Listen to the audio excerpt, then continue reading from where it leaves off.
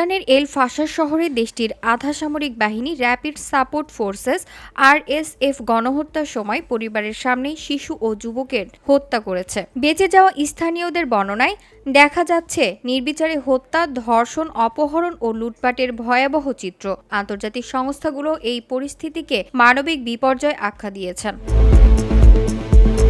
এছাড়া আরএসএফ যোদ্ধারা পুরুষ, নারী ও শিশুকে আলাদা করে তুলে নিয়ে যায়। যুবকদের অনেকের খোঁজ মেলেনি। লাখো মানুষ এখনও এল ফাশারে আটক পড়ে আছে। শিশু ও নারী সবচেয়ে বেশি ঝুঁকিতে। জাতিসংঘের তথ্য অনুযায়ী অন্তত ৬৫,০০০ মানুষ এখন পর্যন্ত পালিয়েছে, তবে আবারও বহুজন এখনও বিপদে রয়েছে।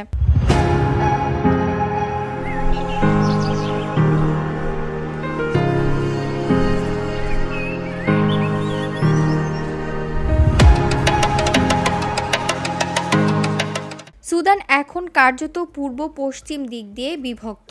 সেনাবাহিনীর উত্তর, পূর্ব ও কেন্দ্রীয় অঞ্চল নিয়ন্ত্রণে, আর পশ্চিম দারফুর আরএসএফ এর নিয়ন্ত্রণে রয়েছে। জাতিসংঘ পার্শ্ববর্তী অঞ্চলেও ছড়িয়ে পড়েছে এবং এখন পর্যন্ত লাখো মানুষ নিহত ও প্রায় ১,২০,০০,০০০ মানুষ বাস্তুচ্যুত হওয়ার তথ্য প্রকাশিত হয়েছে।